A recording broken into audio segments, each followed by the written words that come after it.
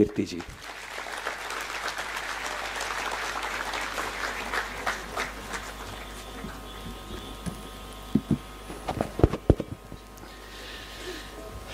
आदरणीय मुरारी बापू,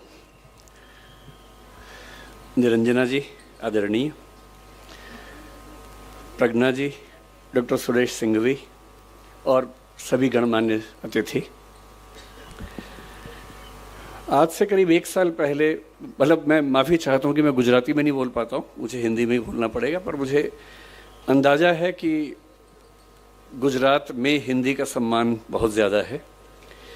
इस गुजरात से ही महात्मा गांधी ने हिंदी का आंदोलन शुरू किया।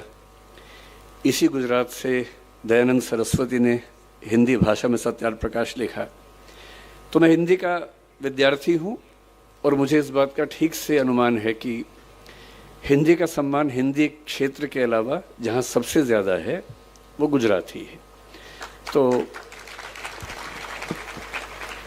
मुझे ईर्ष्या होती है कि आपको गुजराती और हिंदी दोनों आती हैं, मुझे सिर्फ हिंदी आती है। तो ये हीनता की बात है, दुख की बात है। पर हिंदी समाज में जो बच्चे पैदा होते हैं उनका दुर्भाग्य है कि उनको कोई दूसरी भाषा सीखने का उतना अच्छा मौका नहीं मिलता है। शायद ये वजह होगी, क्योंकि मैं महाराष्ट्र जाता हूँ, वहाँ लोग मराठी हिंदी दोनों बोलते हैं, गुजरात में गुजराती और हिंदी बोलते हैं, पर हिंदी क्षेत्र में पैदा होने वाले हिंदी ही बोल पाते हैं, साथ में थोड़ी अंग्रेज़ी।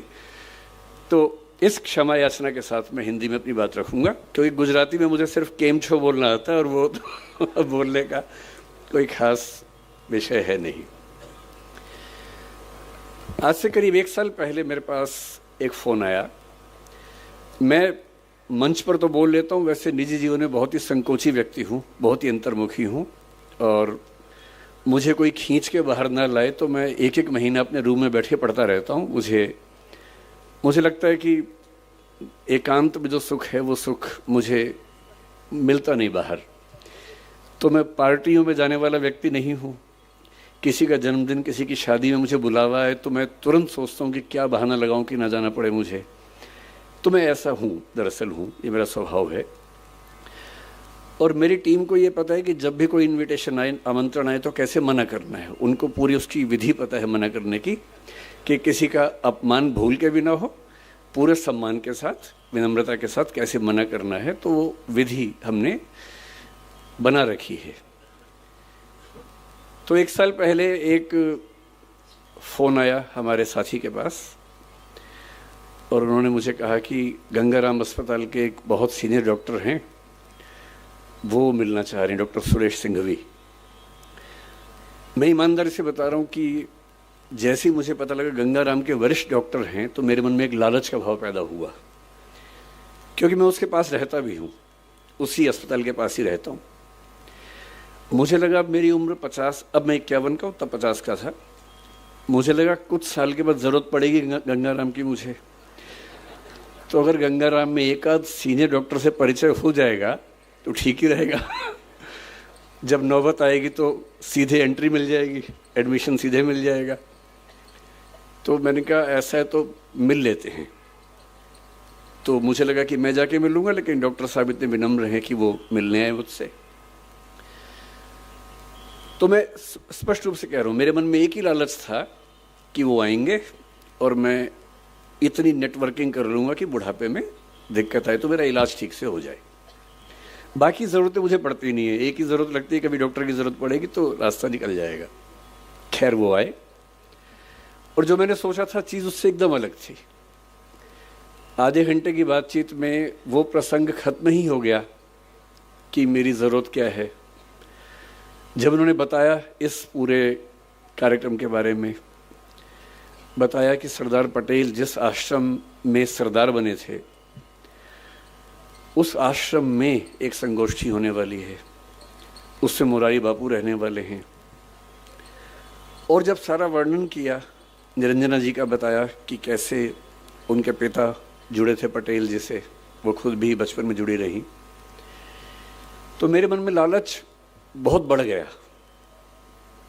अब वो लालच खत्म हो गया डॉक्टर वाला, अब दूसरा लालच बढ़ गया, क्योंकि मुझे सबसे ज़्यादा सुख मिलता है ऐसे स्थानों पर जाकर जहाँ कोई महान व्यक्ति अपना समय गुजार के गया हो।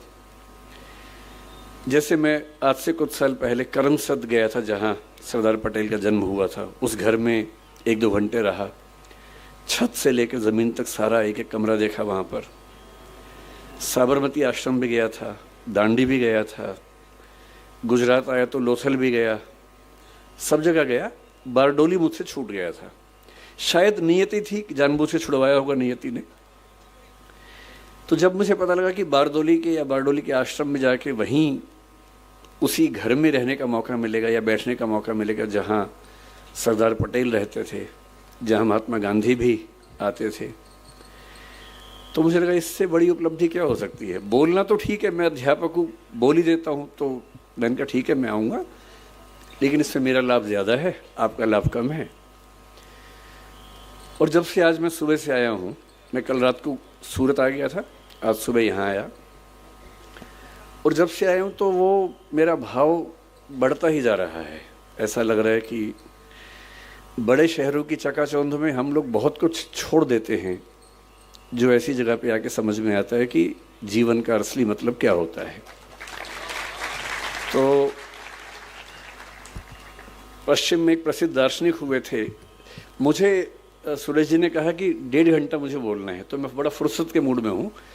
अगर आप लोग लगे कि कम बोलना है तो आप इशारा कर दीजिएगा, मैं चुप हो जाऊँगा बीच में ही, नहीं तो मैं तो ज़्यादा बोलने का अभ्यस्त हूँ ही, कम बोलना मुश्किल लगता है मुझे। तो आज जब मैं आया तो यहाँ मुझे सरदार पटेल पर बोलना है, मैं उन पर आऊँगा थोड़ी देर के बाद। पहले मैं आज का अनुभव डिस्कस करना चाह रहा हूँ।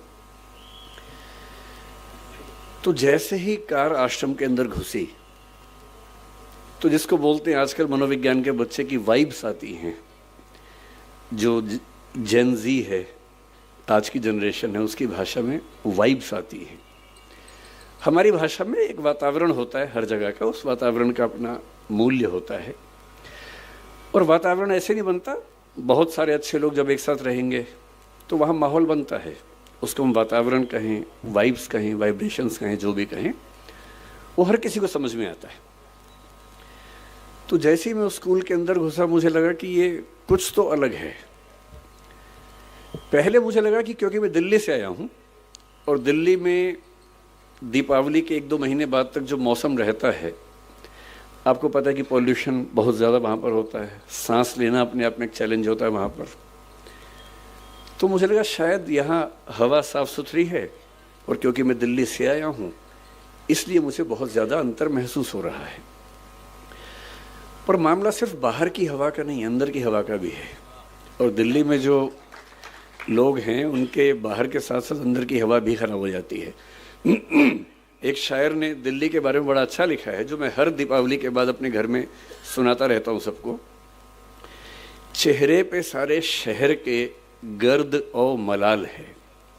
गर्द का मतलब है धूल, मिट्टी, और मलाल मतलब दुख, पीड़ा, वेदना, बेचैनी, परेशानी।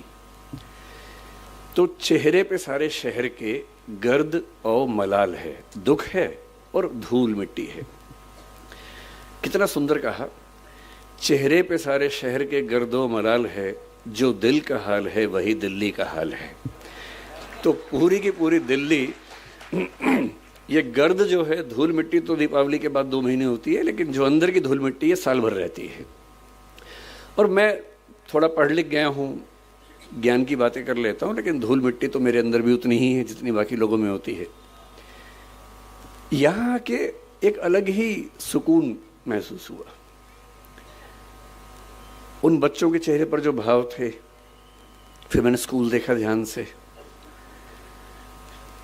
मैं इतने साल से, 26 साल से काम कर रहा हूँ, भारत सरकार में काम किया, अपनी एक कंपनी चलाता हूँ जिसमें करीब 2-2.25 हज़ार लोग काम करते हैं मेरे साथ में। और अचानक मैंने एक ऑफिस देखा स्कूल का, जिस ऑफिस में प्रिंसिपल से लेकर क्लर्क तक सब एक ही कमरे में बैठते हैं, कोई हिरार्की ही नहीं है। और मुझे लगा कि मेरी सारी किताबें जो हिरार्की सिस्टम से प्रशासन कैसे चलता है, वो अचानक बेकार साबित हुई। बिना सोपान क्रम के कोई व्यवस्था चल सकती है, हम तो नहीं सोचते थे, पर यहाँ चल रही है। फिर मैंने देखा कि स्कूल के बच्चे, उन सब की एक एक अलमारी है, उसी में उनको अपना सामान रखना है, किताबें रखनी हैं, कपड़े रखने हैं। सब ने बड़ा सहेज के रखे हुए हैं। मुझे अपने बच्चे याद आए। कमरा तो उनके पास भी है, पर वो इतना साफ तो कभी नहीं होता जब तक कोई थर्ड पार्टी आके साफ ना करे उसको। या तो मम्मी साफ करे, पापा साफ करे, या कोई और साफ करे। इतना करीने से कैसे बच्चे रह सकते हैं? और किसी की अलमारी पर कोई ताला भी नहीं है। तो मैंने पूछा कि ताला नहीं होने की वजह, तो बताया गया कि हम चाहते हैं कि बच्चे खुद ही सीखें कि अगर हम किसी की चोरी करेंगे तो कोई हमारी भी तो करेगा, और चोरी नहीं करनी है, ये स्वभाव का हिस्सा बन जाए। ये इसकी ट्रेनिंग है, इसका प्रशिक्षण है। बच्चे अपना खाना भी खुद बना रहे हैं, बर्तन भी खुद धो रहे हैं।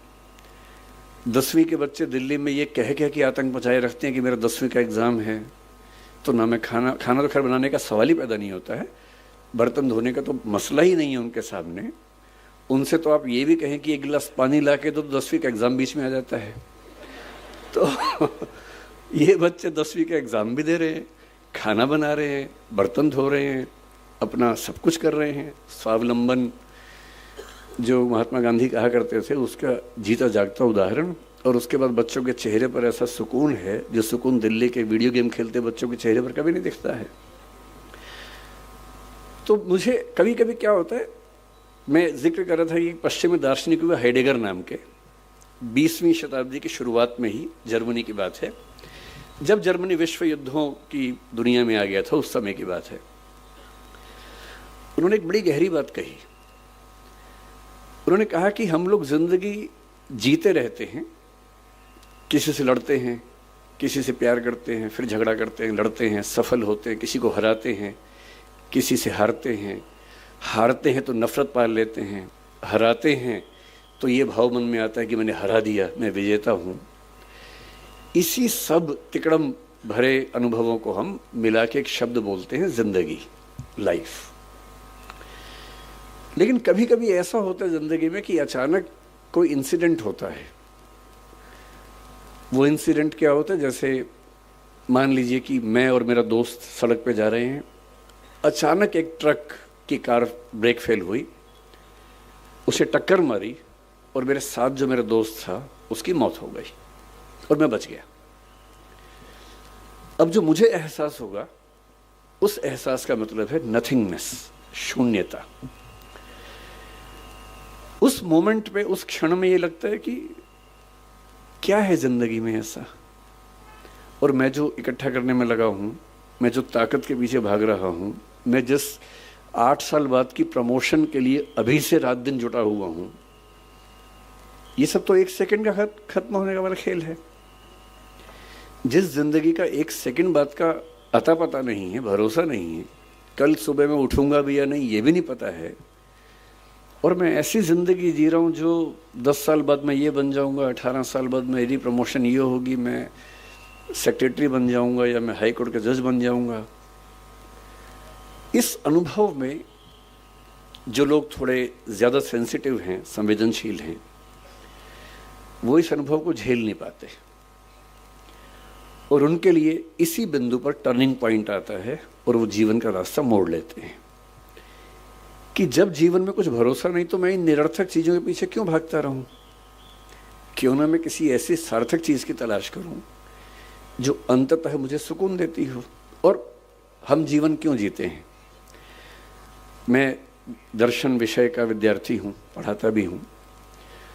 भारत के, दुनिया के सब दार्शनिकों को पढ़ाने की प्रक्रिया में मैंने पाया कि अंततः सभी के मन में एक ही बात है, अलग अलग शब्दों से कहते हैं, और वो ये है कि जीवन का अंत इसी बात पे है कि मुझे सुकून मिले, मुझे आनंद मिले, मुझे सुख मिले। और सारे भौतिक सुखों के बाद देश की राजधानी की सारी ताकत को देखने समझने के बाद अगर उससे ज़्यादा सुकून बारडोली के आश्रम में है, तो इसका मतलब है कि जीवन का सही अर्थ तो यहाँ की खुलेगा, वहाँ तो नहीं खुलेगा। तो मैं बहुत कृतज्ञ हूँ सिंघवी साहब का, डॉक्टर साहब का, कहाँ गए डॉक्टर साहब? हाँ, डॉक्टर साहब आपका बहुत कृतज्ञ हूँ कि आपने, अब मैं आपसे कोई काम नहीं बोलूँगा कि मुझे इलाज करवा दीजिए, वो मैं कभी नहीं बोलूँगा। वो तो मेरा शुरुआती लालच था जो मैंने आपको बताया भी नहीं अब तक। पर मन में था। और मुझे लगता है कि सच बोल देने से मुक्ति रहती है, झूठ बोलने में बड़ी दिक्कतें हैं, सच बोल देने से आदमी मुक्त रहता है। तो मेरा शुरुआती आपसे जो संवाद था वो लालच की बदौलत था। अब तो हम अच्छे दोस्त हो गए। तो मैं कृतज्ञ हूँ कि आपने मुझे यहाँ बुलाया और इतने सुंदर संसार के बीच में आने का मौका दिया। मैंने जब स्कूल को देखा मुझे लगा कि टैगोर, महात्मा गांधी और पटेल जैसे एक हो गए हूँ। टैगोर के शांति निकेतन में जो सबसे सुंदर कॉन्सेप्ट मैंने देखा कि क्लासरूम के अंदर पढ़ाई नहीं करनी है, पेड़ के नीचे बैठना है, खुले में बैठना है, प्रकृति में बैठ के पढ़ना है। मैंने देखा कि यहाँ क्लासरूम में चेयर्स हैं ही नहीं, केवल छोटे से स्टूल है, वो उठाना है और पेड़ के नीचे चले जाना है और जहाँ मन करे वहाँ बैठ के पढ़ना है। क्यों एक चार दीवारी के अंदर बैठ के ही हम पढ़ाई करेंगे। महात्मा गांधी ने एक बहुत अच्छा विचार दिया था बुनियादी तालीम का, बुनियादी शिक्षा का, जो स्वावलंबन में जोर देता है, स्किल्स की ट्रेनिंग पर जोर देता है, मातृभाषा में शिक्षा पर जोर देता है। और मैंने पाया कि वो सारे के सारे सिद्धांत इस स्कूल के अंदर ठीक वैसे ही चल रहे हैं। और सरदार पटेल का तो आशीर्वाद जैसा आश्रम को मिला ही है, तो उनके प्रति तो कृतज्ञ होना वैसे भी बनता है। दूसरा, मैं थोड़ा सा मुरारी बापू साथ में हैं, उनका जिक्र करके फिर मैं अपने मूल विषय पे आता हूँ, सरदार पटेल पर। मेरा आज तक ऐसा सौभाग्य नहीं हुआ कि मैं किसी कथा में जाके सुन सकूं, और मैं बहुत संदेह करने वाला व्यक्ति हूं, मैं बहुत विश्वास करने वाला व्यक्ति हूं नहीं। मैं ईश्वर को लेके भी उतना आग्रही नहीं हूं। मुझे फिलॉसफी पढ़ते पढ़ते ज़्यादा संदेह मन में रहता है, बहुत ज़्यादा। ईश्वर भी हैं या नहीं हैं तो कैसे हैं, वो सब सवाल मेरे मन में बहुत ज़्यादा चलते हैं। पर मैं नास्तिक नहीं हूँ, मैं अज्ञेयवादी हूँ। अज्ञेयवाद का मतलब होता है कि मुझे पता नहीं ईश्वर हैं या नहीं हैं तो कैसे हैं, पर मैं संभावना मानता हूँ कि वो हैं, और अगर दुनिया चल रही है तो हो सकता है कि उन्हीं की बदौलत चल रही होगी। इस संभावना को मानता हूँ। मैं ये भी महसूस करता रहा हूँ कि जो संत का एक सुंदर अर्थ होता है, मैं संत कबीर का बहुत सम्मान करता हूँ। मैंने कबीरदास को अच्छे से पढ़ने का प्रयास किया है और बहुत प्रेरित होता हूँ उनसे, उनकी बातों से सीखता हूँ। संत रैदास को मैंने अच्छे से पढ़ने का प्रयास किया, कई बार किया। तो मैं अक्सर सोचता हूँ कि संत का मतलब क्या होता है। तो एक बार एक किताब में मुझे बड़ी सुंदर बात मिली।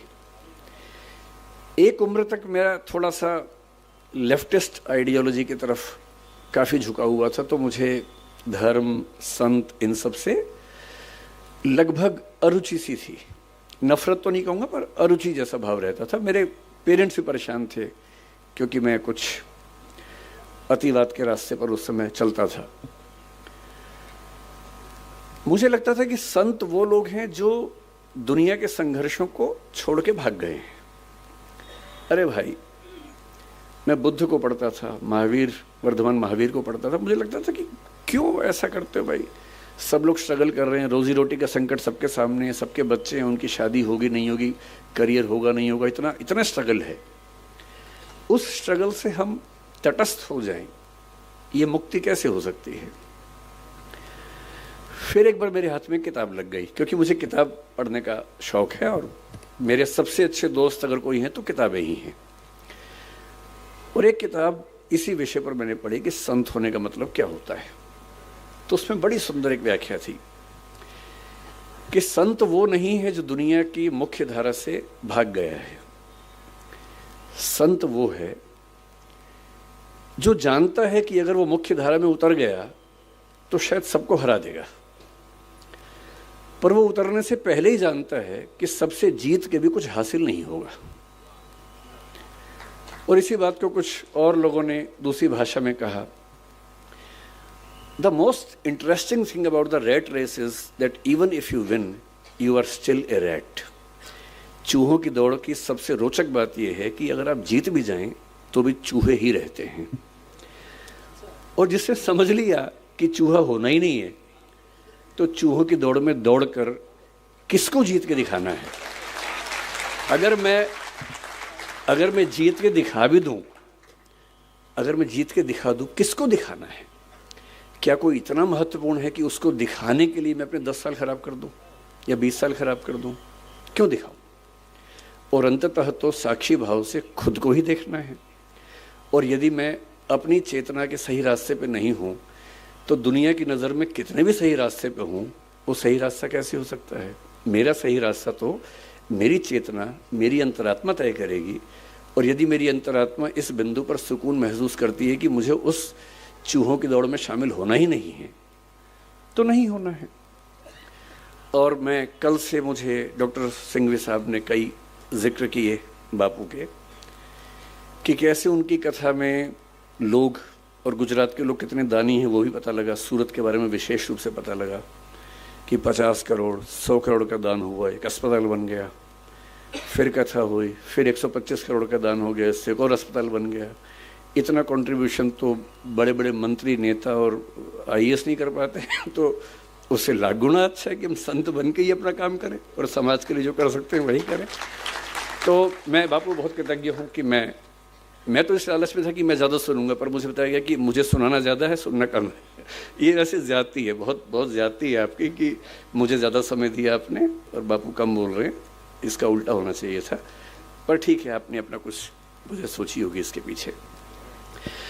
अब मैं सरदार पटेल पर आता हूं, जो मेरा मूल विषय है। सरदार पटेल के बारे में आजकल जब लोग बोलते हैं तो एक अजीब सा भाव बहुत प्रचलित हो गया है कि जब तक हम महात्मा गांधी और नेहरू जी की 4 बुराइयां ना कर दें, लोग वो सोचते हैं कि पटेल की तारीफ हो नहीं पाई ठीक से। तो मैं उस तरह का आदमी नहीं हूं, मैं पहले स्पष्ट कर रहा हूं। आप अगर ये उम्मीद कर रहे हैं कि मैं गांधी जी को 4 लाइनें सुनाऊंगा और नेहरू जी के बारे में 4 गलत बातें बोलूंगा, मैं ऐसा नहीं करूंगा। मेरा मानना है कि एक बहुत बड़ी लड़ाई एक व्यक्ति नहीं लड़ता है, एक टीम लड़ती है। और टीम में हर व्यक्ति का अपना चरित्र होता है, अपना व्यक्तित्व होता है, अपनी भूमिका होती है। हम ये नहीं कह सकते कि एक ही व्यक्ति पर्याप्त था, बाकी सब यूं ही थे, ऐसा नहीं। सबकी अपनी अपनी महत्ता थी, अपनी भूमिका थी। एक बहुत बड़े रंगमंच पे हर व्यक्ति का अपना किरदार होता है और उस किरदार को करीने से निभाना, यही उसकी महानता होती है। मैं ये ज़रूर मानता हूँ कि सरदार वल्लभ भाई पटेल जितने सम्मान के हकदार थे, उतना हमारी पीढ़ियों ने उनको दिया नहीं। ये हमारी पीढ़ियों पर लानत की बात है, ये मैं ज़रूर मानता हूँ और ये हमें सुधारना चाहिए। क्यों सुधारना चाहिए? मैं कुछ ऐसी बुनियादी बातें आपसे कहूँगा। क्योंकि मैं UPSC के लिए पढ़ाता हूँ, तो इतिहास पर लंबा लेक्चर देना तो सामान्य बात है, पर आज जो ऑडियंस, मैंने पूछा पहले कौन लोग रहने वाले हैं, तो बताया कि स्कूल के बच्चे होंगे, कुछ समाज के लोग होंगे। तो मैं ये मान के आया था कि हमें बहुत आसान बातें करनी है, मुश्किल बातें नहीं करनी है। मुझसे कोई पूछे कि सरदार पटेल को आप किस रूप में देखते हैं, बल्कि आज से 4-5 साल पहले मेरी माताजी का देहांत 2018 के अंत में हुआ, नवंबर में। और जब ऐसा हुआ तो स्वाभाविक सी बात है कि मेरे पिताजी, जिनकी उम्र लगभग 80 साल है, वो काफ़ी अकेले हो गए थे, टूट से गए थे। वो भी बहुत एक्टिव हैं, पढ़ते लिखते हैं, किताब हर महीने एक किताब लिखते हैं, एक मैगजीन निकालते हैं। मुझसे ज़्यादा युवा हैं, मैं तो उनकी तुलना में बूढ़ा हूँ।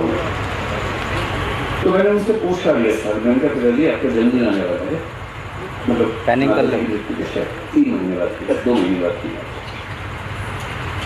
तो मैंने कहा आपका जन्मदिन आने वाला है, आप क्या चाहते हैं, कैसे मनाएं? मुझे तो लग रहा था कहीं वो ये नहीं कहे कि मेरा मन नहीं मनाने का या कुछ ऐसा। तो उन्होंने कहा कि मुझे ना जो सरदार पटेल की प्रतिमा बड़ी है बाहर ले चलो। तो मेरे मन में इच्छा थी इसी बहाने, उनका मन भी तो है ना, तो हम वहां गए। और वहां जो बच्चा उस समय SDM था, उससे बड़ा सहयोग की आजू बल्कि आए भी, शायद मुझसे मिलेंगे, मुझे आएंगे। मेरे बड़े अच्छे दोस्त बन गए वहां उस दिन सब लोग। उस दिन में म्यूजियम देखा। करमसद तो मैं अपने पिताजी और माँ दोनों को लेके गया था, पत्नी भी गई थी, सब लोग गए थे उनका घर देखने के लिए।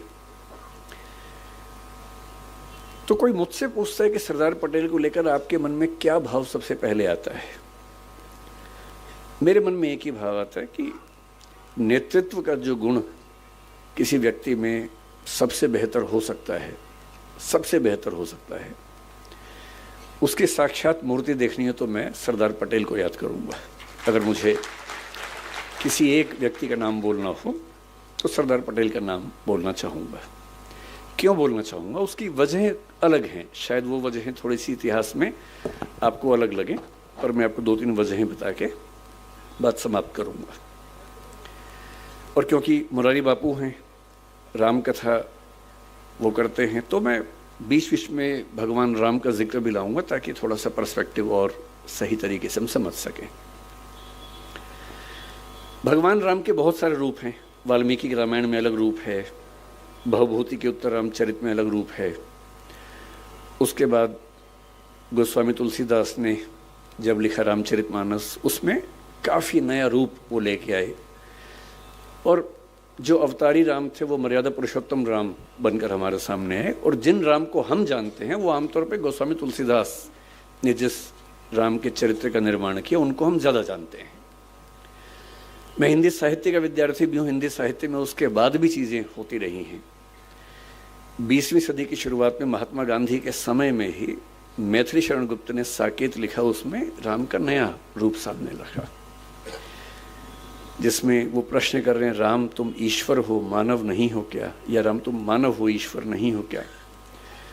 और वो कह रहे हैं कि हे राम, इस देश को मत भूलना, राम तुम्हें यह देश न भूले, धाम धरा धन जाए भले ही, यह अपना उद्देश्य न भूले। और भगवान राम राष्ट्रभक्त नायक के रूप में उभरते हैं साकेत नाम की रचना में 20वीं सदी की शुरुआत में। फिर 1936 में हिंदी के सबसे बड़े कवि निराला राम की शक्ति पूजा एक कविता लिखते हैं। वहाँ फिर राम का एक नया चेहरा सामने आता है, बहुत ही उदात्त स्वरूप, सबलाइम स्वरूप, गरिमा से भरा व्यक्तित्व। फिर आज़ादी मिलने के बाद नरेश मेहता ने एक और पुस्तक लिखी, संशय की एक रात। वो राम के एक और रूप को सामने लेके आता है, जिसमें राम को दुविधा है, और एक बड़े व्यक्ति को दुविधा होनी चाहिए।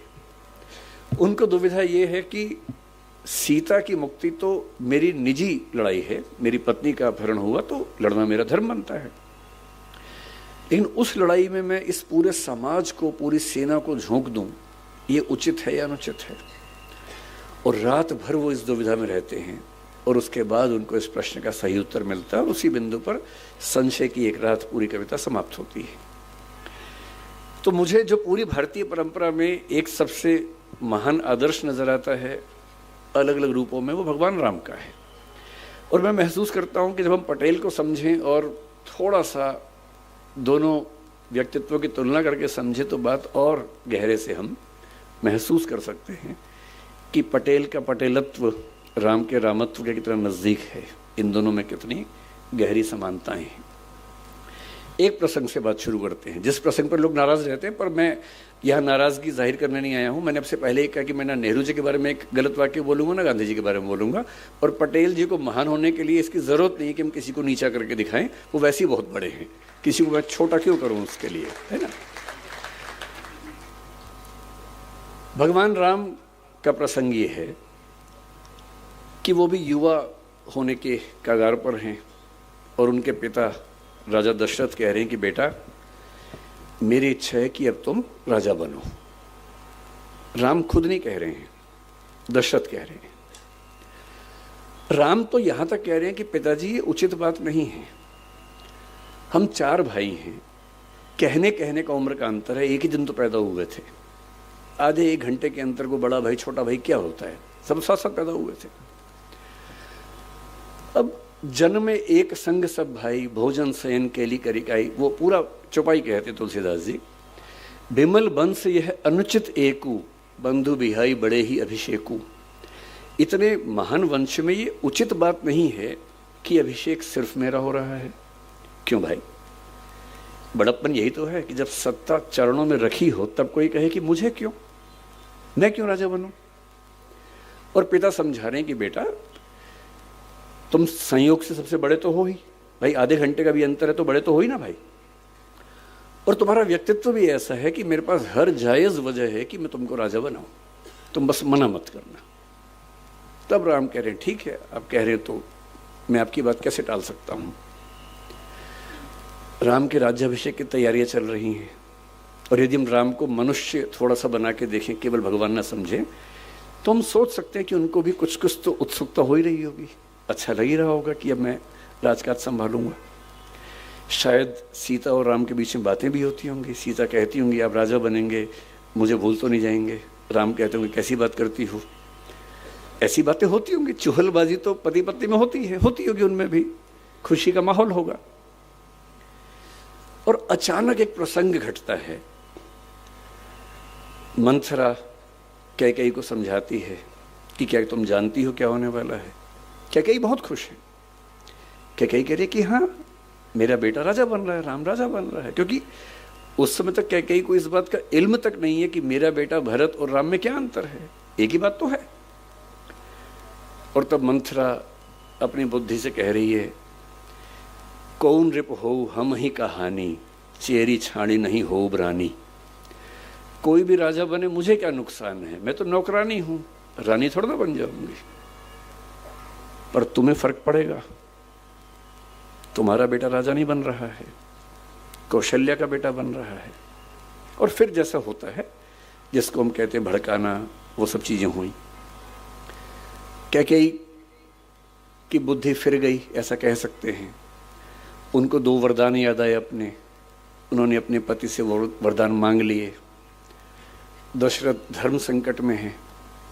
एक तरफ बेटे का मोह, जिस बेटे के लिए वो जान दे सकते हैं, इतना प्रेम करते हैं उस बेटे से, उसको राजा बनाने वाले हैं। और दूसरी तरफ है रघुकुल के ही। रघुकुल रीत सदा चली आई, प्राण जाए पर वचन ना जाई। वचन भी नहीं जाना चाहिए। खुद ही वचन दिया था कि तुमने मेरी रक्षा की है तो मैं तुम्हें 2 वचन देता हूं। अब रघुकुल का राजा अपना वचन तोड़ दे तो ये उसके कैरेक्टर के खिलाफ है, चरित्र के खिलाफ है। बेटे को कहा है कि तुम राजा बनोगे, उससे कैसे पीछे हटे। और दशरथ इतने दुख में हैं, अंत में अपने बेटे से कहते हैं कि ऐसा हुआ। मैं सोचता हूं, कल्पना करता हूं, अगर राम कह देते, क्योंकि राम अकेले बेटे तो है नहीं इस दुनिया में, इसी दुनिया में शाहजहां का बेटा औरंगजेब भी था, इसी दुनिया में बिंबिसार का बेटा अजातशत्रु भी था, और इन दोनों बेटों ने अपने बाप को मरवा दिया था। बेटे तो ऐसे भी होते हैं। दिल्ली में 10 दिन पहले की घटना हम सब ने देखी है कि जब कोई बच्चा अपने माँ बाप बहन की हत्या कर देता है। ऐसे बच्चे आज ही थोड़ा ना हो रहे हैं, हर दौर में हुए हैं। और मैं इमेजिन करता हूं कि अगर राम कहते कि पिताजी पूरे सम्मान के साथ मैं ये कहना चाहता हूं कि मैं आपकी ये बात नहीं मानूंगा, प्रजा तय करेगी, तो अयोध्या की प्रजा क्या तय करती उस समय? क्या अयोध्या की प्रजा राम को जाने देती? नहीं जाने देती। कुछ ऐसा होता जो सारी की सारी पौराणिक परंपरा को बदल चुका होता। पर राम को पता था कि मेरा असली उद्देश्य क्या है, सत्ता या अपने पिता का सम्मान, अपनी वंश परंपरा का सम्मान। और अपने पिता, अपनी वंश परंपरा के सम्मान के सामने सत्ता क्या चीज है? 2 कौड़ी की चीज है। और पिता शर्मिंदा हैं और वो कह रहे हैं कि पिताजी आप चिंता मत कीजिए, मैं वन में जाऊंगा 14 साल के लिए, आप इतना भी तनाव मत लीजिए। फिर उनकी पत्नी ने कहा कि मैं भी जाऊंगी, लक्ष्मण ने कहा मैं भी जाऊंगा। कितना बड़प्पन है। अब यहां से दृश्य को काट दीजिए और आ जाइए 1946 में। 1940 के बाद कांग्रेस पार्टी में अध्यक्ष का चुनाव नहीं हुआ है, क्योंकि 1942 का भारत छोड़ो आंदोलन हुआ। फिर विश्व युद्ध चल रहा था 1919 से 39 से 45 तक। विश्व युद्ध के दौरान कांग्रेस का इलेक्शन कैसे हो? 1946 का समय आ गया है, अप्रैल का महीना है। विश्व युद्ध के बाद परिस्थितियां स्पष्ट हैं कि अंग्रेज भारत छोड़ने की तैयारी कर रहे हैं, छोड़ेंगे ही छोड़ेंगे। 1946 का चुनाव हो चुका है। चुनाव में कांग्रेस भारी बहुमत से जीत चुकी है। सबको पता है कि कांग्रेस का जो अध्यक्ष होगा, प्रधानमंत्री बनने का न्योता उसी को मिलेगा अंतरिम सरकार में। अभी भारत आज़ाद नहीं हुआ है, आज़ादी 1947 में मिलनी है। मैं 46 की बात कर रहा हूँ, 1 साल पहले की बात कर रहा हूँ। सबको पता है कि जो कांग्रेस का अध्यक्ष है उसी को भारत का अंतरिम प्रधानमंत्री नियुक्त किया जाएगा। ये सब जानते हैं। मौलाना अबुल कलाम आज़ाद 6 साल से कांग्रेस के अध्यक्ष हैं। स्वाभाविक सी बात है, उनके मन में होगा कि इलेक्शन ना ही हो, मैं ही चलता चलूं। उन्होंने ईमानदारी से अपनी आत्मकथा में लिखा भी है। उनकी मृत्यु के बाद 1959 में शायद आत्मकथा छपी उनकी, उसमें उन्होंने लिखा कि हाँ, मेरे मन में ऐसा भाव था।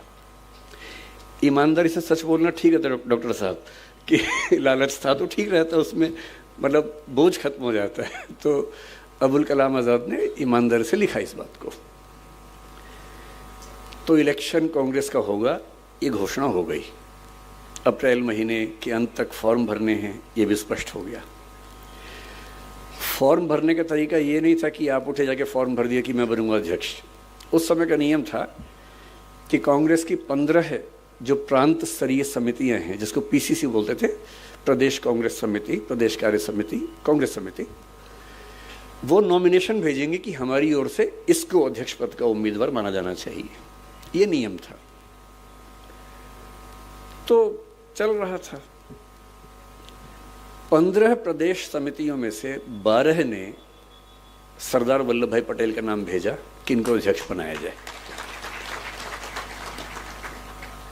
बाकी 3 ने किसी का नाम नहीं भेजा, एब्सटेन किया कि हम किसी का नाम नहीं भेजेंगे। यानी कुल मिला के एक ही नाम आया, कोई दूसरा नाम ही नहीं आया। अब मामला फंस गया। 29 अप्रैल की डेट सामने आ रही थी, दूसरा कोई नाम ही नहीं आ रहा था। फिर कहते हैं कि कुछ लोगों ने कोशिश की कि नेहरू जी का नाम भी उसमें आना चाहिए। कृपलानी जी इसमें मुख्य भूमिका में थे। उन्होंने दिल्ली की जो कांग्रेस कार्य समिति है, कांग्रेस वर्किंग कमेटी है, CWC, उसके कुछ मेंबर्स के माध्यम से उनका नॉमिनेशन करवाया, जो कि जहाँ तक मेरी जानकारी है, मैं इतिहास का बहुत गंभीर शोधार्थी नहीं हूँ, पर जितना मैंने पढ़ा है उस समय के नियमों के तहत शायद वो संभव नहीं था, तो नियम थोड़े लचीले किए गए उसके लिए। उनका नॉमिनेशन हुआ। अब इलेक्शन होने वाला है। पूरी कांग्रेस की सारी समितियां पटेल के नाम पर एकमत हैं और यह तय है कि जो अध्यक्ष बना वो कुछ महीने बाद भारत का प्रधानमंत्री होने वाला है। और तब पटेल महात्मा गांधी के पास पहुंचे। उन्होंने कहा कि बापू, ऐसे ऐसे स्थिति है, आप क्या कहते हैं? क्या क्या सोचा होगा मुझे नहीं पता, पर मुझे महात्मा गांधी की नीयत पर शक नहीं होता है। महात्मा गांधी ने कहा कि तुम इलेक्शन मत लड़ो।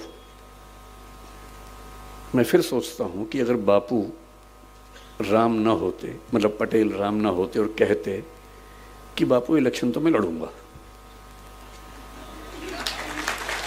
और देख लेते हैं क्या होता है, ऐसा भी क्या है। मेरा मानना है कि उस समय कांग्रेस में कोई माई का लाल उनको हरा नहीं सकता था। कोई माई का लाल उनको हरा दे इलेक्शन में, यह संभव नहीं था। और ये 1946 के बाद नहीं है, 1950 में उनकी मृत्यु हुई आज ही के दिन। उसके 2 महीने पहले कांग्रेस के अध्यक्ष का चुनाव हुआ, उसमें भी वही अध्यक्ष बना जिसको पटेल चाहते थे, पुरुषोत्तम दास टंडन, न कि कृपलानी साहब। वो इलेक्शन बहुत रोचक था। नेहरू जी प्रधानमंत्री थे, पटेल उप प्रधानमंत्री और होम मिनिस्टर थे। और 1950 में कांग्रेस का चुनाव दुनिया भर के मीडिया में चल रहा था कि ये प्रधानमंत्री और उप प्रधानमंत्री के बीच का झगड़ा है।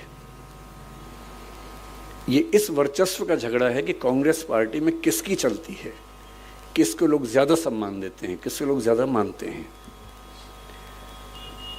और जीते कौन? पुरुषोत्तम दास टंडन, जिनको पटेल जी का समर्थन हासिल था। मैं ये कहना चाह रहा हूं, मेरा उद्देश्य नेहरू जी को नीचा दिखाने का बिल्कुल नहीं है। मेरा उद्देश्य ये बताना है कि कांग्रेस संगठन पर उनकी पकड़ कैसी थी, और वो अपनी मृत्यु के 1 दिन पहले तक की बात कर रहा हूं मैं। यदि वो उस समय कह देते कि मैं तो चुनाव लड़ूंगा, मेरे शब्दों पर गौर मत कीजिएगा, शब्द कड़वे लग सकते हैं, लेकिन उस समय इस देश के किसी नेता में इतनी हिम्मत नहीं थी कि उनको रोक पाता। पर बापू ने कहा कि मत लड़ो। उन्होंने 1 सेकंड भी नहीं लगाया और पीछे हट गए। पूछा भी नहीं कि क्यों कह रहे हैं, जैसे राम ने दशरथ से पूछा भी नहीं था कि आप क्यों ऐसा सोच रहे हैं। आपने वचन दिया था मेरी माँ को, ठीक है, उन्होंने वचन मांग लिया, ठीक है। आपने कहा वनवास पे चले जाओ, ठीक है, पूछना क्या है इसमें, आपने कह दिया, हो गया। बापू आपने कहा है कि मैं पीछे हट जाऊं, कोई वजह रही होगी, हो सकता है ये वजह रही हो कि मैं 72 साल का हूं, आप 76 साल 77 साल के हैं, और नेहरू जी अभी 56 साल के हैं। हो सकता है आपके मन में ये हो कि कम से कम जो प्रधानमंत्री बने 10-15 साल कंटिन्यू कर सके। हो सकता है आपके मन में ये हो कि दुनिया भर के देशों में उनकी पहचान ज़्यादा है। हो सकता है आपके मन में ये हो कि उनकी छवि लिबरल है, तो अल्पसंख्यक इनको देश में लेके चलना, भरोसा पैदा करना ठीक होगा। जो भी वजह रही हो, मुझे स्वीकार ना करने की जो भी वजह रही हो, पर मैं तो टीम प्लेयर हूँ, और टीम के कैप्टन ने अगर कह दिया है कि बैटिंग पे नहीं जाना है तो नहीं जाना है, सिंपल सी बात है। और इसलिए मुझे लगता है कि सबसे बड़ा खिलाड़ी वो है जो कप्तान की बात को, टीम के लक्ष्य को ध्यान रख के बड़ी से बड़ी बात को चुपचाप मान ले। 99 रन पे खेलते हुए कैप्टन अगर कह दे डिक्लेयर कर दो, तो पूछे नहीं कि 1 रन बनाने में क्या दिक्कत थी, डिक्लेयर कर दे। क्योंकि हमेशा ध्यान रखना है कि मेरे लक्ष्य से बड़ा देश का लक्ष्य है, पार्टी का लक्ष्य है। और मैं ये बात पुरजोर तरीके से कहना चाहता हूँ कि इस देश में जितना बड़ा त्याग पटेल ने किया, उतना बड़ा त्याग शायद किसी ने नहीं किया। मतलब महात्मा गांधी तो उस रेस में थे ही नहीं, वो तो उस परंपरा में आ गए थे कि चूहों की दौड़ में क्या शामिल होना है वो तो उस मूड में आ गए थे। लेकिन जो लोग मंत्री बनने की प्रक्रिया में शामिल थे, अगर मैं उनकी बात करूं, भाई जिसके सामने थाली सजा के प्रधानमंत्री का पद रखा हो, और उनको ये अच्छे से पता था कि 1946 चल रहा है, संविधान बनते बनते 3-4-5 साल लगी जाएंगे, 1951-52 में पहली बार इलेक्शंस होंगे, पहला पीएम बनेगा, और तब मेरी उम्र अगर मैं रहा तो 77 के आसपास होगी, और 77 की उम्र में प्रधानमंत्री बनूंगा, इस इरादे से कोई चलता नहीं है। कम से कम यही नियति को शायद मंजूर भी था कि वो 75 के आसपास की उम्र में 1950 में दिसंबर महीने में उनकी मृत्यु हुई। और उनकी मृत्यु के 1 साल और कुछ महीनों के बाद इस देश के पहले चुनाव हुए। और इससे भी बड़ी बात क्या है, महात्मा गांधी थे, महात्मा गांधी ने कहा कि भाई देखो मैं कह रहा हूं पीछे हट जाओ, हट गए पीछे। दशरथ ने कहा कि बेटा ऐसा संकट है, राम पीछे हट गए। राम वन में हैं और पता लगा कि दशरथ की मृत्यु हो गई है। अगर दशरथ की मृत्यु के बाद राम बोलते कि भाड़ में जाए दुनिया, मैं वापस आ रहा हूं, देखता हूं कौन मना करता है, कौन मना कर लेता। पर नहीं, मेरे पिताजी का वायदा था, वायदे के लिए मैं कुछ भी कर सकता हूं। मतलब एक बहुत प्रसिद्ध गजल का शेर है, जैसे एक लाइन है, मैं कुछ भी हूं पर एहसान फरामोश नहीं।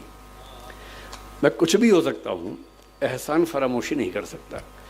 अगर पिताजी को वचन दे दिया और पिताजी की मृत्यु हो गई तो भी वचन पूरा होगा। गांधी जी 1948 की जनवरी में इस दुनिया से चले गए थे।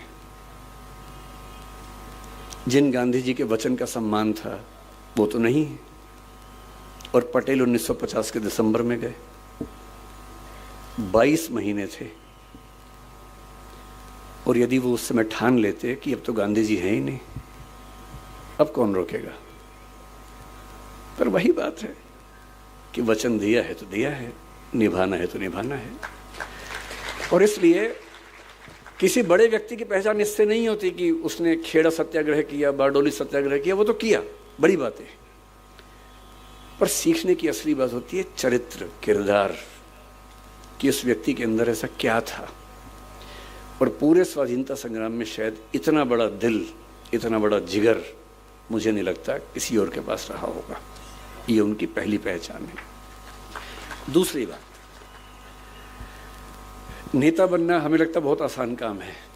मेरा मानना है कि इस दुनिया का सबसे मुश्किल प्रोफेशन नेतागिरी करना है, सबसे मुश्किल काम है।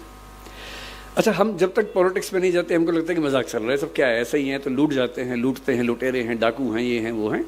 कहना बड़ा आसान होता है। एक बार इलेक्शन लड़के देखिए, तब समझ में आता है कि इलेक्शन क्या है, पॉलिटिक्स क्या है। मुझे आज से 7-8 साल पहले कई दोस्तों ने कहा कि तुम पॉलिटिक्स में चले जाओ, तो मेरा पहले मन था पॉलिटिक्स में जाने का। जब मैं कॉलेज में आया ही था तब तो एक ही मन था कि पॉलिटिक्स में ही जाना है। धीरे धीरे मुझे लगा नहीं, उतना अच्छा नहीं है, उससे अच्छा पढ़ना पढ़ाना ज़्यादा अच्छा है। पर मैंने एक प्रयोग करके देखा, जिस मोहल्ले में रहता था उस मोहल्ले का इलेक्शन लड़के मैं वहाँ का अध्यक्ष बन गया। एक ही दिन में इलेक्शन प्रचार की, लोग मुझे सम्मान करते थे, सब जितवा दिया। उनको भी लगा कि फ्री में कार्यकर्ता मिल रहा है तो ठीक है, करवा लेते काम। तो फिर मैंने 1.5 साल काम भी किया और मैंने 1.5 साल में समझ लिया कि बहुत ही टेढ़ी खीर है। लोगों की वैध अवैध उम्मीदें जो कभी खत्म होती ही नहीं, उन सबको पूरा करने की नैतिक जिम्मेदारी। वेतन आपको मिलना है नहीं वहां से, मतलब जिस पद पर मैं था कम से कम वहां तो वेतन भी नहीं मिलता है। ऊपर से आप कितने भी ईमानदार हों, कीचड़ उछलना ही उछलना है। आप अपनी जेब से पैसा खर्च करके कुछ बनवा देंगे तो भी क्या कहा जाएगा, जरूर कहीं से कमीशन मिल रहा होगा। इतनी गालियां, इतनी आलोचनाएं। इसीलिए कहते हैं कि स्टील की नर्व्स हों तो ही पॉलिटिक्स में आना चाहिए। चमड़ी बहुत मोटी हो, खाल बहुत मोटी हो तो ही पॉलिटिक्स में आना चाहिए, वरना नहीं आना चाहिए। बहुत मुश्किल होता है। मैं तो कल्पना करता हूं कि अगर कभी राहुल गांधी या अरविंद केजरीवाल अखबार पढ़ लें या सोशल मीडिया पर चले जाएं और देख लें कि इंस्टाग्राम पे, यूट्यूब पे उनके बारे में क्या क्या चल रहा है, या व्हाट्सएप देख लें एक दिन, मतलब किसी बीजेपी वाले का व्हाट्सएप किसी दिन राहुल गांधी के हाथ में पड़ जाए एक दिन के लिए, और उसमें देखें कि उनको कहाँ कहाँ से क्लिप काट काट के कैसे जोकर साबित किया हुआ है, कितना सदमा होता होगा। हमें तो 4 लोग बुरा बोलते हैं, नींद नहीं आती रात को। आपको पता लगे कि 150 करोड़ की आबादी में से आधी आपके बारे में ऐसा बोल रही है तो उसके बाद कहाँ सो पाएंगे, क्या नींद आएगी आपको? बहुत मुश्किल है। इसलिए मेरे मन में तो नेताओं को लेकर अगाध श्रद्धा है, अगाध सम्मान है कि जितना ये झेलते हैं उतना दुनिया में कोई नहीं झेलता है। पूरी दुनिया जो आती है मजाक बना के चली जाती है, जिसका मन करता है वीडियो बना देता है इनके बारे में। मतलब पब्लिक प्रॉपर्टी है कि जो आएगा थूक देगा, जो आएगा एक लगा के चला जाएगा। इतना झेलना कोई मजाक थोड़ा ना होता है। इसके लिए चाहिए कि ऐसा व्यक्तित्व कि आप अपनी भावनाओं पर इतना कंट्रोल करना जानते हो कि आपको क्लियर रहे कि मुझे इन भावनाओं में बहना नहीं है, बल्कि अपना उद्देश्य ध्यान रखना है। ये सब तो लगा रहेगा। और जब आप लोक जीवन में है तो निंदाएं तो होती हैं, आलोचनाएं होती हैं, झेलनी पड़ेंगी, आदत डालनी पड़ेगी।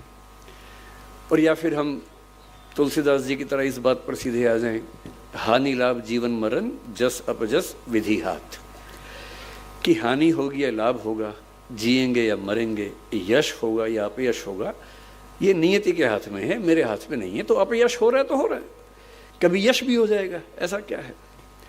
और ये कहना बड़ा आसान है, इसको जीना बहुत मुश्किल है। कहना तो बहुत आसान है, मैंने कहा, आपने सुना, तालियां बज गई, मजा आ गया। पर जब अपयश होता है ना, तब ये याद नहीं आता है। उस समय तो दिल की धड़कनें बढ़ जाती हैं, बीपी बढ़ने लगता है, बेचैनी होती है, एंग्जाइटी होती है, नींद नहीं आती है, और पता नहीं क्या क्या होता है। राम की स्थिति सोच के देखिए। बापू, मैं बार बार राम का जिक्र कर रहा हूं पटेल जी को समझाने के लिए।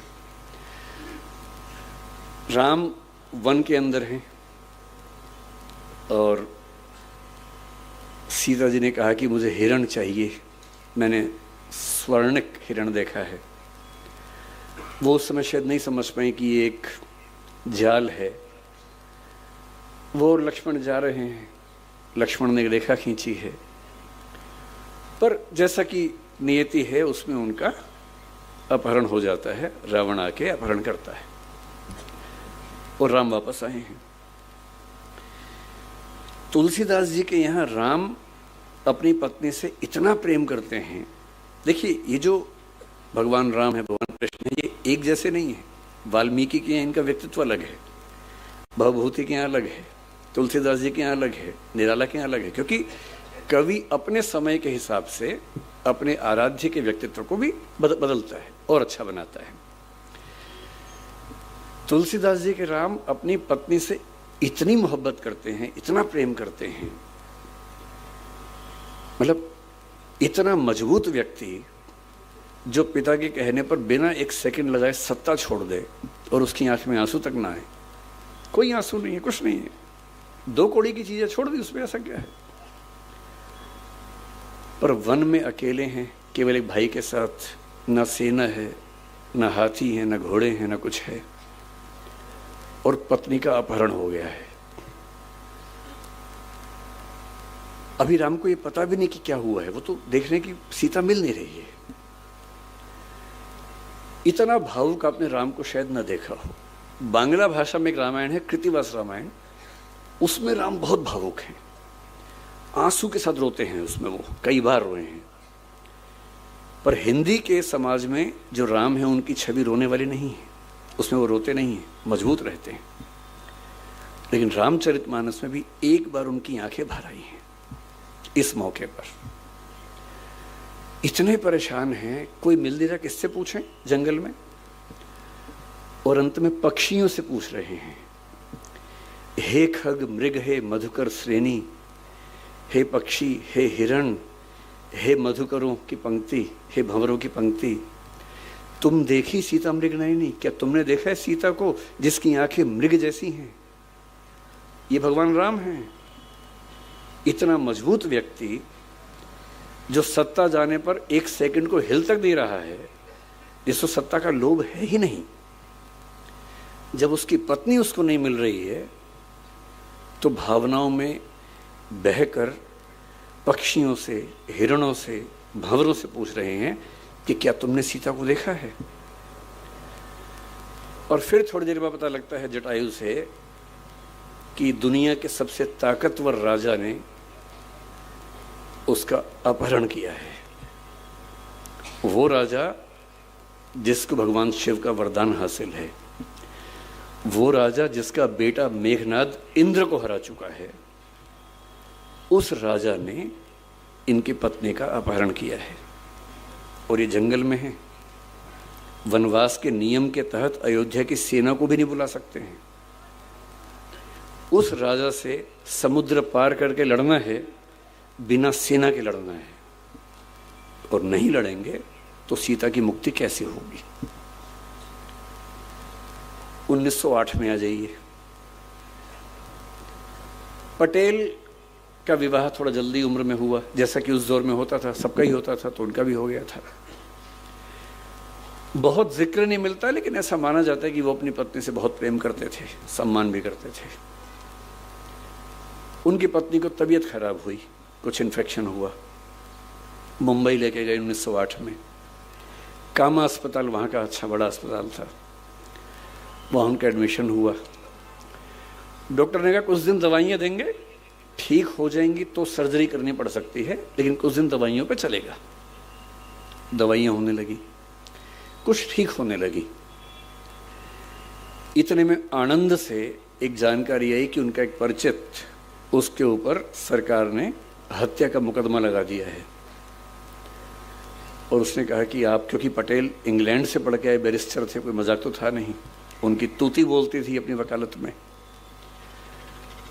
मित्र ने कहा कि आप आएंगे तो बच पाऊंगा, वरना तो इस सरकार का इरादा कुछ सही लग नहीं रहा है।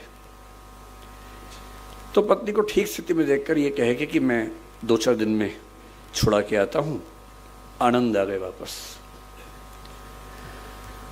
संयोग से उसके 1-2 दिन के बाद डॉक्टर्स ने पाया कि आज स्थितियां ठीक हैं, सारे जो पैरामीटर से ठीक हैं, आज ही सर्जरी करना ठीक रहेगा। तो सर्जरी कर दी, उनकी एब्सेंस में कर दी, और शाम को तार भेजा कि ऑपरेशन हो गया है, आपकी पत्नी ठीक है। तो इनको भी सुकून था। अगले दिन भी कोर्ट में तारीख लगी हुई थी उस मुवक्किल को बचाने की।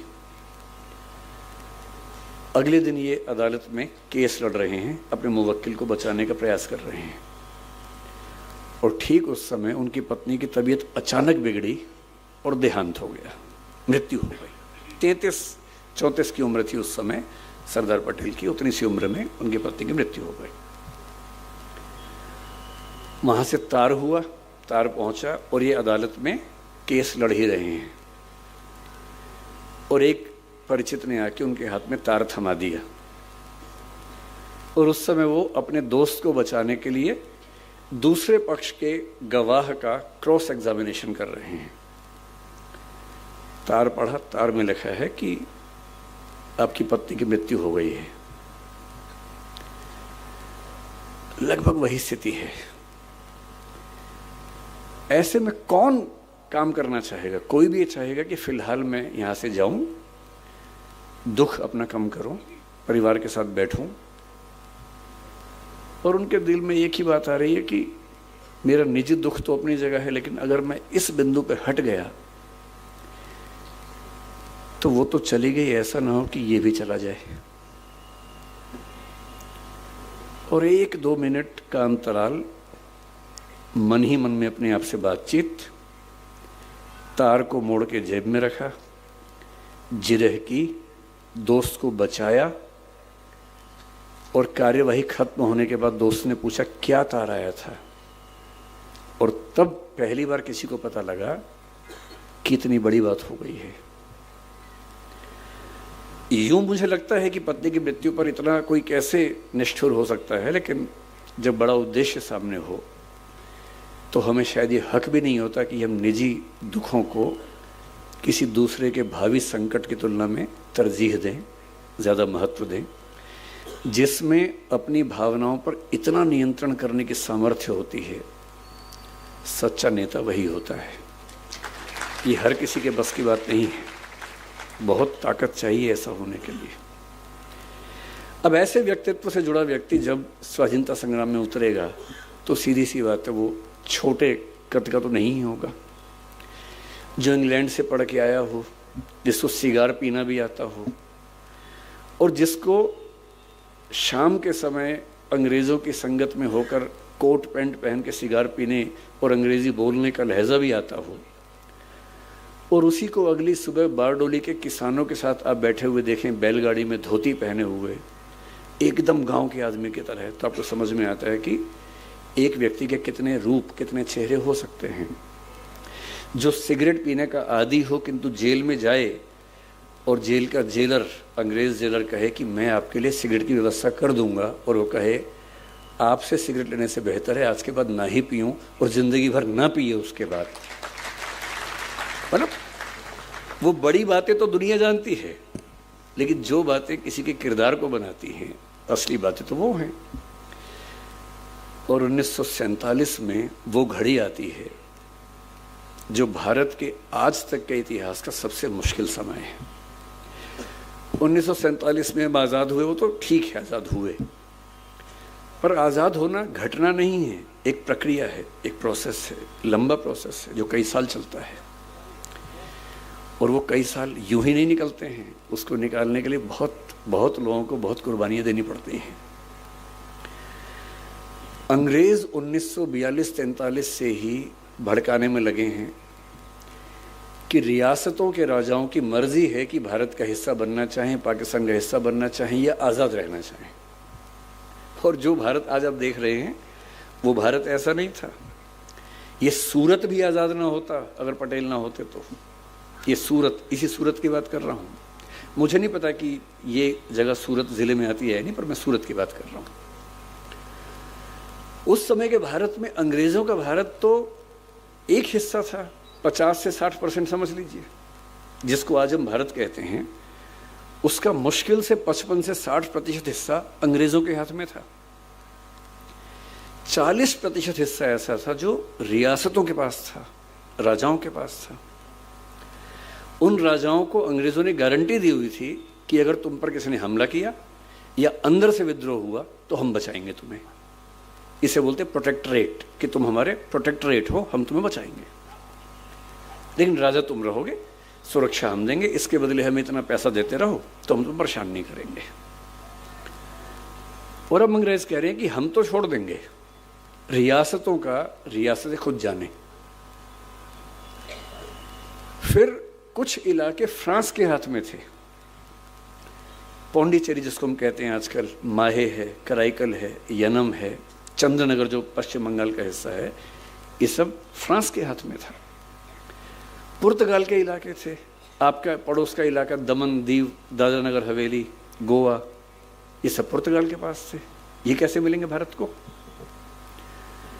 और रियासतों में से कई रियासतें मन बना चुकी हैं कि हम तो भारत का हिस्सा नहीं बनेंगे भाई।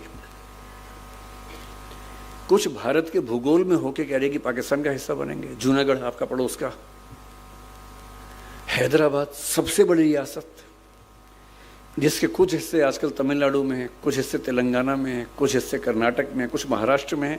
इतनी बड़ी रियासत थी, देश की सबसे बड़ी रियासत, उसका निज़ाम कह रहा है कि हम तो आज़ाद रहेंगे क्योंकि पाकिस्तान ने उसे सपोर्ट किया कि हम साथ देंगे तुम्हारा। उधर कश्मीर, कश्मीर तो बॉर्डर पे है, फिर भी एक संभावना बनती थी कि पाकिस्तान का हिस्सा बनेगा, भारत का बनेगा। पर हैदराबाद कैसे सोच सकता था? 562 के आसपास रियासतें हैं। उधर केरल में त्रावणकोर की रियासत, कोचीन की रियासत, अलग अलग, वो आज़ाद होने के मूड में है क्योंकि अंग्रेज़ कह रहे कि तुम्हारे पास न्यूक्लियर मटेरियल है तुम्हारी ज़मीन के नीचे, हम तुम्हें सपोर्ट करेंगे। उनको परमाणु बम बनाने हैं और वो जो उसका रॉ मटेरियल चाहिए वो त्रावणकोर के नीचे दबा हुआ है। इधर उदयपुर के राजा को शौक चढ़ गया कि हम तो अलग रहेंगे। जितने राजा उतने शौक। उन सबको मनाना है। नेहरू जी और पटेल जी की तुलना मैं करने से बचता हूं, लेकिन नेहरू जी के आदर्श बड़े सुंदर हैं, पर यथार्थ की जमीन पर कैसे मैनेज करना है उस मामले में पटेल का कोई मुकाबला नहीं था, कोई मुकाबला नहीं था। और महात्मा गांधी ने खुद कहा है कि ये काम इस देश में एक ही इंसान कर सकता था और वो थे सरदार वल्लभ भाई पटेल, कोई और कर नहीं सकता था। और इसलिए 1947 में एक मंत्रालय बनाया गया जिसको स्टेट, मतलब रियासती मंत्रालय हिंदी में बोल देते हैं। वो एक एडिशनल मिनिस्ट्री दी गई पटेल को, वीपी मेनन उससे सचिव बने, सेक्रेटरी बने। और इनका काम क्या था? भारत को एक करना है। जो 19वीं सेंचुरी में इटली में मैजनी, गैरिबाल्डी और कैवूर ने किया था, जो 19वीं सेंचुरी के अंतिम हिस्से में बिस्मार्क ने जर्मनी में किया, जर्मन भाषी लोगों को थोड़ा डेनमार्क से लिया, थोड़ा अलग से लिया, थोड़ा प्रशा से बात करके लिया और किसी तरह से जर्मनी को बना दिया जर्मनी। ठीक वैसा ही जो 1776 के आसपास जॉर्ज वॉशिंगटन ने अमेरिका के 13 राज्यों को मिलाकर अमेरिका बनाया था।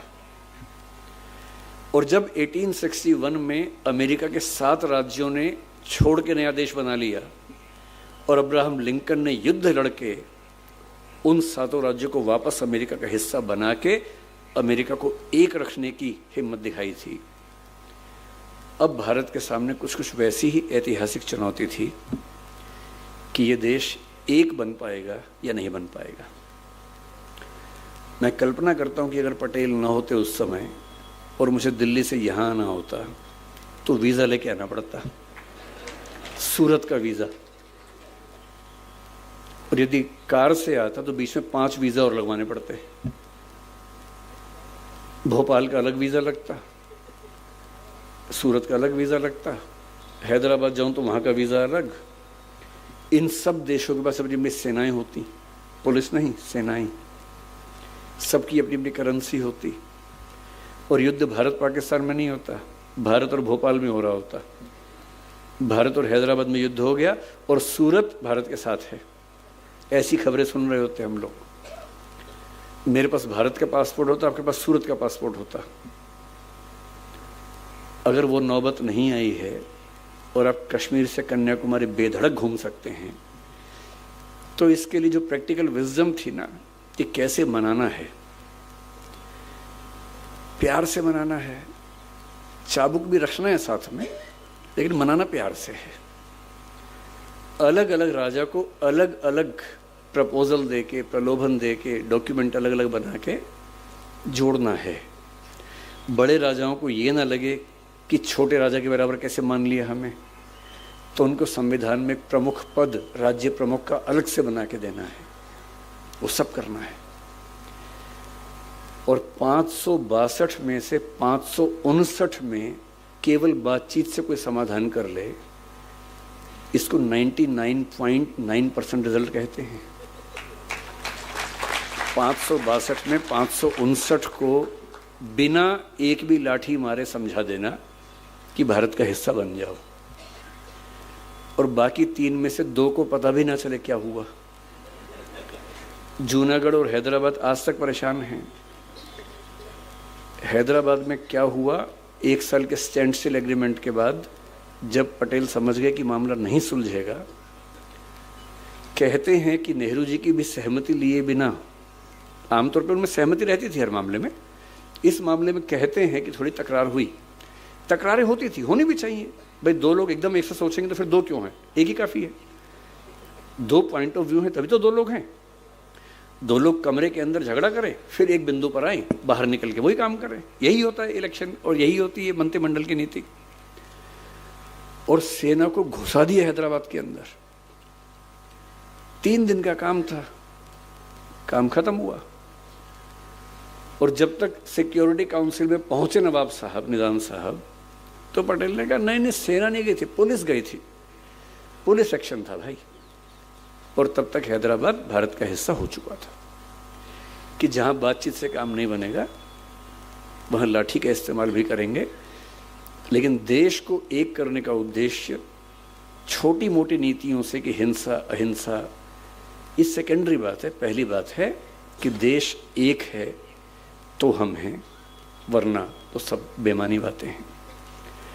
जिस लक्षद्वीप में प्रधानमंत्री कुछ दिन पहले गए और जिसको लेके मालदीव्स बहुत परेशान हो गया, आपको आश्चर्य होगा कि वो आज भारत में क्यों है। इसकी अकेली वजह है कि सरदार पटेल को ध्यान आ गया कि पाकिस्तान की नीयत खराब हो सकती है। उस समय तो लक्षद्वीप, क्योंकि वहां ट्राइबल लोग रहते हैं, उनको न भारत पता था न पाकिस्तान पता था। बस ये था कि वो जिस लोकेशन पे है, उस लोकेशन पे अगर पाकिस्तान होता तो भारत के लिए खतरा हमेशा बन जाता। और उसके पास तर्क था कि भाई लक्षद्वीप के 90% से ऊपर लोग, बल्कि 99 के आसपास मुसलमान लोग हैं, तो हमारा होना चाहिए। सरदार पटेल ने भांप लिया कि इनके दिमाग में क्या चल रहा होगा। तुरंत नौसेना को आदेश दिया कि जाके कब्जा करो। सेना गई, तिरंगा झंडा गाड़ा और दूर देखा पाकिस्तान के जहाज आ रहे थे, पर तिरंगा देख के लौट गए। लक्षद्वीप भारत में सिर्फ इसलिए है कि सरदार पटेल को समय रहते ध्यान आ गया था और आदेश देके सेना को भेज दिया था। और जब देश आज़ाद हुआ, उनका अंतिम कंट्रीब्यूशन, क्योंकि जब मुझे आमंत्रित किया गया तो मन संचालक करण नाम आपका है ना, करण जी ने कहा कि सिविल सेवाओं में सरदार पटेल की बहुत बड़ी भूमिका है और आज एक सिविल सेवक खुद आए हैं तो उस पर बात होनी चाहिए। तो एक अंतिम जिक्र करके, मेरे ख्याल समय हो भी गया होगा ठीक ठाक, तो उसके बाद बात समाप्त करते हैं। उस समय एक सर्विस चलती थी ICS, आपके जो बड़े बूढ़े लोग हैं, माता पिता हैं, वो जानते होंगे, इंडियन सिविल सर्विस। अंग्रेज लोग चलाते थे, इंग्लैंड में एग्ज़ाम होता था, ट्रेनिंग इंग्लैंड में, थोड़ी भारत में होती थी, कलकत्ता में फोर्ट विलियम कॉलेज में भी होती थी ट्रेनिंग, और वो लोग इस पूरे देश को चलाया करते थे। ऐसे ही एक ब्रिटिश सिविल सेवक से पटेल का पहला झगड़ा अहमदाबाद म्यूनिसिपैलिटी में संभवतः हुआ था, और उनको समझ में आ गया था कि सिविल सेवाओं को हैंडल किए बिना ये देश चल नहीं पाएगा। नेहरू जी के मन में भी स्पष्ट था कि सिविल सेवक अंग्रेजों का वेतन लेते हैं और ये भारत के नहीं हैं। जो अंग्रेज हैं वो तो हैं ही, जो भारत के लोग सिविल सेवक हैं वो भी भारतीय नहीं हैं, दिमाग से अंग्रेज लोग हैं। उनको देश से मतलब नहीं है, वो अंग्रेजों की तरफ से भारतीय स्वाधीनता संग्राम के खिलाफ खड़े हुए थे। यही बात पुलिस के लिए थी, जिसको आज IPS बोलते हैं, उस समय उसको IP बोलते थे, इंडियन पुलिस। आज़ादी जैसे जैसे पास आ रही थी, सारे कांग्रेस के नेता, नेहरू जी खास तौर पर, इस ICS और कुछ हद तक IP को लेकर बहुत नेगेटिव मानसिकता से भरे हुए थे कि ये लोग देश को चला नहीं पाएंगे, इनको हटाना बहुत जरूरी है। शुरू में पटेल भी ऐसा सोचते थे, विशेष रूप से गोरे सिविल सेवकों को लेकर जो विदेश से आए थे। पर मैंने कहा ना कि पटेल के अंदर एक खास बुद्धि थी जो यथार्थ समस्याओं का यथार्थ समाधान ढूंढ पाती थी। हवाई बात करना बहुत आसान होता है, लेकिन प्रैक्टिकल सिचुएशन में जाके चीज को हैंडल करना, समाधान करना, उसके लिए अलग स्किल्स चाहिए होती। पटेल होम मिनिस्टर थे, देश संभालना उनको था। पाकिस्तान बनने का फैसला हो गया था, बहुत सारे मुसलमान यहां से पाकिस्तान जा रहे हैं, बहुत सारे हिंदू पाकिस्तान से भारत आ रहे हैं। ये वेस्ट पाकिस्तान में भी हो रहा है, ईस्ट पाकिस्तान में भी हो रहा है। ईस्ट पाकिस्तान जिसको बांग्लादेश कहते हैं उसमें भी हो रहा है। और बार बार उस समय तो खबरें जानने का बहुत कम साधन थे, और ऐसी अफवाहें बार बार उड़ रही हैं कि यहाँ इतने मुसलमान मार दिए गए, यहाँ इतने हिंदू मार दिए गए। और एक अफवाह उड़ते ही दंगा शुरू होता था, हजारों लोग मर जाते थे क्योंकि अफवाह उड़ गई है। उन अफवाहों के बीच में देश के हर नागरिक को सुरक्षित रखना, भारत के मुसलमानों को, सिखों को, यहूदियों को, पारसियों को, जैनों को ये विश्वास दिलाना कि आप भारत में सुरक्षित हैं, ये होम मिनिस्टर की जिम्मेदारी है। और होम मिनिस्टर ये कैसे करेगा? जब तक उसके पास ऐसे प्रशासक ना हो जिनको एक जिला संभालना आता हो, एक राज्य संभालना आता हो, जिन्होंने पिछले 20-30 साल तक यही काम किया हो। 40% के आसपास सिविल सेवक उस समय जा चुके हैं वापस इंग्लैंड, आधे सिविल सेवक बचे हुए हैं। जो एक जिला संभाल सकता है वो 3-3 जिलों का इलाका संभाल रहा है, और ऊपर से रोज कांग्रेस की गालियां खा रहा है कि ये देशद्रोही लोग हैं। और पटेल साफ साफ देख रहे हैं कि अगर ये लोग हट गए, उन्होंने कहा कांग्रेस के लोगों से कि अगर आपको लगता है कि कांग्रेस से स्वयं सेवक जिले चला लेंगे तो चलवा के देख लीजिए, एक तो चलवा के देखिए पहले। ये मजाक नहीं है प्रशासन चलाना। जिनको 20-20, 30 साल का अनुभव है वो नहीं संभाल पा रहे हैं, और आप चलवाएंगे इन स्वयं सेवकों से। संविधान सभा की बैठक चल रही है, all India services IAS IPS पर बात चल रही है। 9 सर्विसेज में से 7 को हटाने की सहमति बन चुकी है। ऑल इंडिया सर्विस का मतलब ये होता है वो सर्विस जो केंद्र सिलेक्शन करता है और राज्यों में लोग काम करते हैं।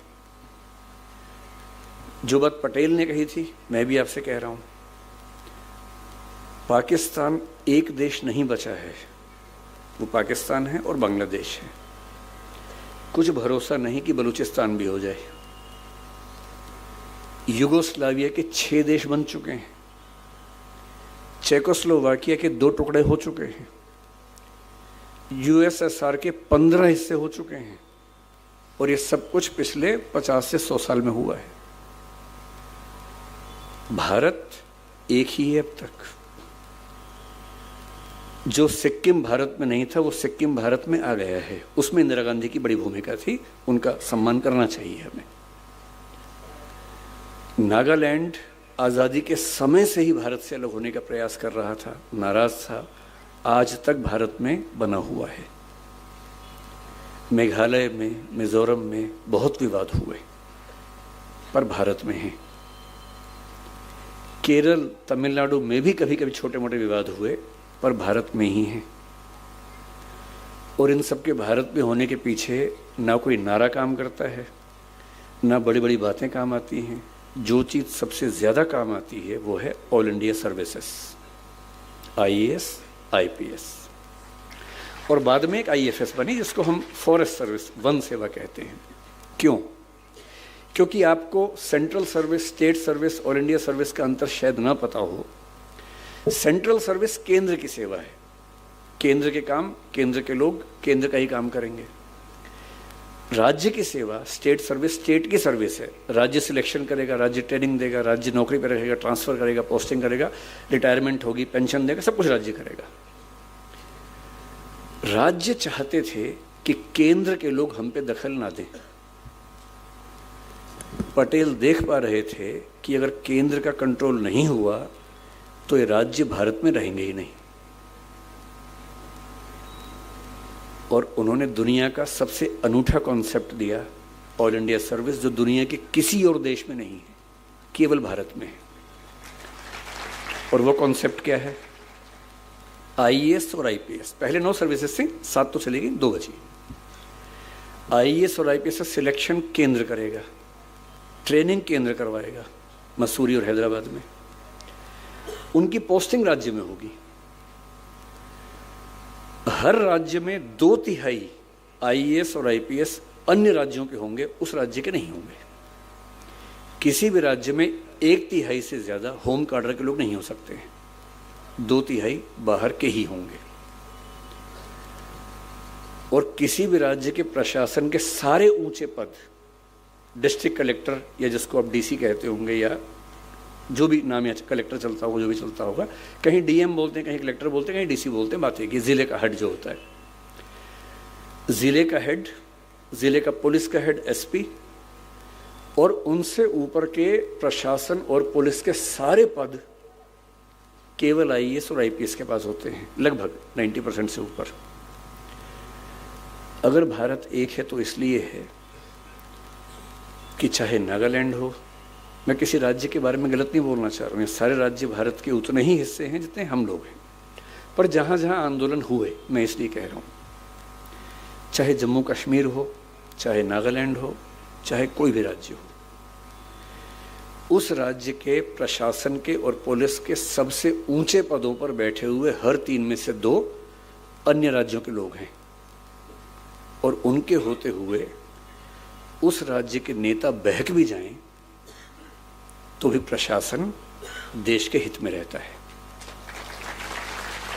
और अगर इतनी गहरी सोच उस समय पटेल ना लाते, हालांकि ये सोच कुछ मात्रा में पहले से आ रही थी, अंग्रेज भी ला रहे थे, लेकिन संविधान सभा अड़ी हुई थी कि आईसीएस को नहीं चलने देना है। ऑल इंडिया सर्विस को लेकर राज्य अड़े हुए थे कि हम केंद्र का नियंत्रण अपने ऊपर नहीं चाहते हैं। संविधान सभा में पटेल साहब के भाषण से पहले तक माहौल ये था कि नहीं चलेगा। और अक्टूबर 1947 की मेरे ख्याल से बात है, नहीं 48 की शायद बात है, अगर आपने सरदार पटेल की वो स्पीच नहीं पढ़ी है तो संविधान सभा की बहसों में से ढूंढ के पढ़िए। उनकी स्पीच थी और उसके बाद इस संविधान का अनुच्छेद 312 और 314 संविधान सभा ने सर्वसम्मति से पास किए और पास कर दिए, तो आज तक हम हैं, नहीं तो आज मैं वीज़ा लेके यहाँ पर आता। मेरे ख्याल से मैंने पर्याप्त बात अपनी तरफ से कर ली है। मैं बहुत धन्यवाद करूँगा, फिर से धन्यवाद करूँगा डॉक्टर साहब का, इतने सुंदर माहौल में आपने मुझे बुलाया।